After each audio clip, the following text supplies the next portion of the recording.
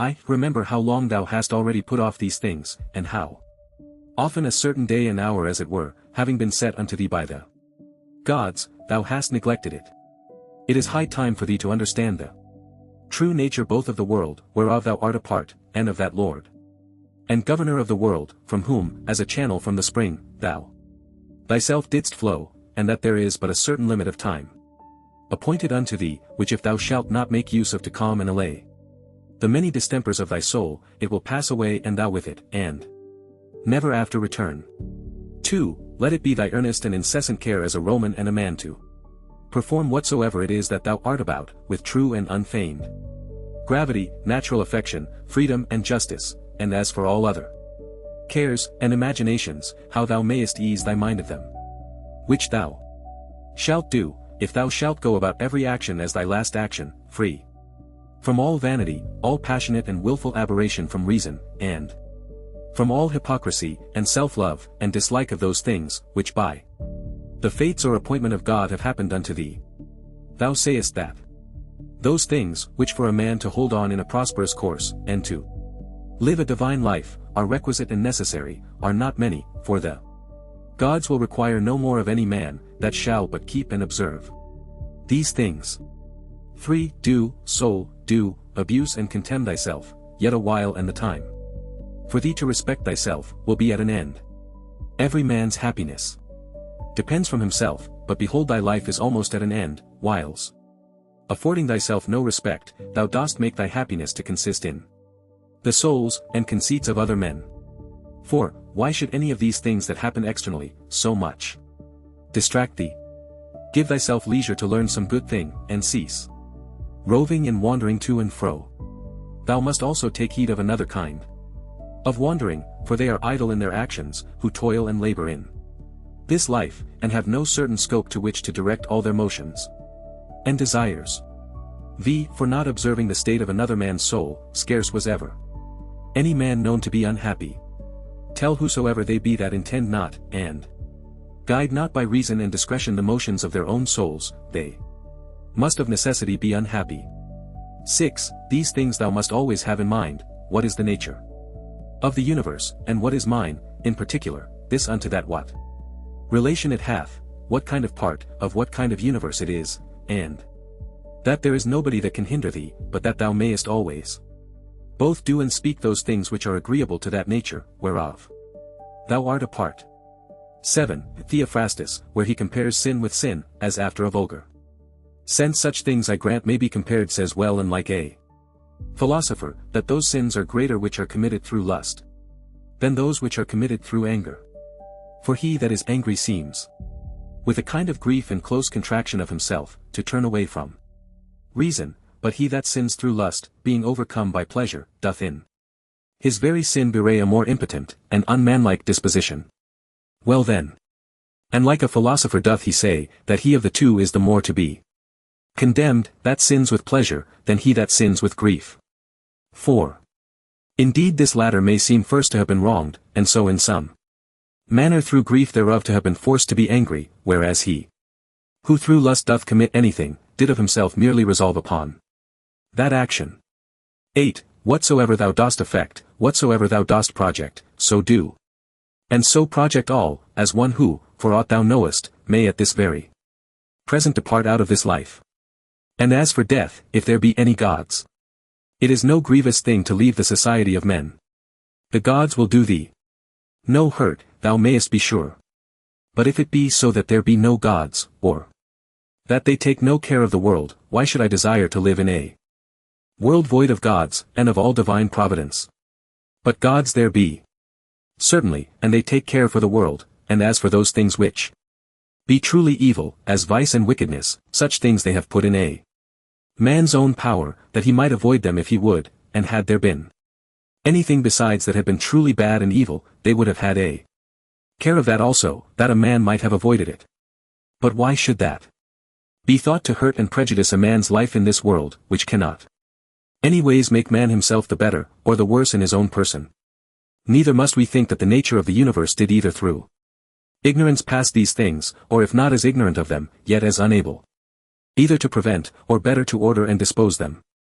It cannot be that She through want either of power or skill, should have committed such a thing, so as to suffer all things both good and bad, equally and promiscuously, to happen unto all both good and bad. As for life, therefore, and death, honor and dishonor, labor and pleasure, riches and poverty, all these things happen unto men indeed, both good and bad, equally, but as things which of themselves are neither good nor bad, because of themselves, neither shameful nor praiseworthy. 9. Consider how quickly all things are dissolved and resolved, the bodies and substances themselves, into the matter and substance of the world, and their memories into the general age and time of the world. Consider the nature of all worldly sensible things, of those especially which either ensnare by pleasure, or for their irksomeness are dreadful, or for their outward luster and show are in great esteem and request, how vile and contemptible, how base and corruptible, how destitute of all true life and being they are. It is the part of a man endowed with a good understanding faculty, to consider what they themselves are in very deed, from whose bare conceits and voices, honor and credit do proceed, as also what it is to die, and how if a man shall consider this by itself alone, to die, and separate from it in his mind all those things which with it usually represent themselves unto us, he can conceive of it no otherwise, than as of a work of nature, and he that fears any work of nature, is a very child. Now, death, it is not only a work of nature, but also conducing to nature. 11. Consider with thyself how man, and by what part of his, is joined unto God, and how that part of man is affected, when it is said to be diffused. There is nothing more wretched than that soul, which in a kind of circuit compasseth all things, searching, as he saith, even the very depths of the earth, and by all signs and conjectures prying into the very thoughts of other men's souls, and yet of this, is not sensible, that it is sufficient for a man to apply himself wholly, and to confine all his thoughts and cares to the tendance of that spirit which is within him, and truly and really to serve him. His service doth consist in this, that a man keep himself pure from all violent passion and evil affection, from all rashness and vanity, and from all manner of discontent, either in regard of the gods or men. For indeed whatsoever proceeds from the gods deserves respect for their worth and excellency, and whatsoever proceeds from men, as they are our kinsmen, should by us be entertained, with love. Always, sometimes, as proceeding from their ignorance, of that which is truly good and bad, a blindness no less, than that by which we are not able to discern between white and black with a kind of pity and compassion also. 12. If thou shouldst live 3,000, or as many as 10,000 of years, yet remember this, that man can part with no life properly, save with that little part of life, which he now lives, and that which he lives, is no other, than that which at every instant he parts with. That then which is longest of duration, and that which is shortest, come both to one effect. For although in regard of that which is already past there may be some inequality, yet that time which is now present and in being is equal unto all men. And that being it which we part with whensoever we die, it doth manifestly appear, that it can be but a moment of time, that we then part with. For as for that which is either past or to come, a man cannot be said properly to part with it. For how should a man part with that which he hath not? These two things therefore thou must remember. First, that all things in the world from all eternity, by a perpetual revolution of the same times and things ever continued and renewed, are of one kind and nature, so that whether for 100 or 200 years only, or for an infinite space of time, a man see those things which are still the same, it can be no matter of great moment. And secondly, that life which any the longest liver, or the shortest liver parts with, is for length and duration the very same, for that only which is present is that which either of them can lose, as being that only which they have, for that which he hath not, no man can truly be said to lose. 13. Remember that all is but opinion and conceit, for those things are plain and apparent, which were spoken unto Monimus the Cynic, and as plain and apparent is the use that may be made of those things, if that which is true and serious in them, be received as well as that which is sweet and pleasing. 14. A man's soul doth wrong and disrespect itself first and especially when as much as in itself lies it becomes an aposteme, and as it were an excrescency of the world, for to be grieved and displeased with anything That happens in the world, is direct apostasy from the nature of the universe, part of which, all particular natures of the world, are.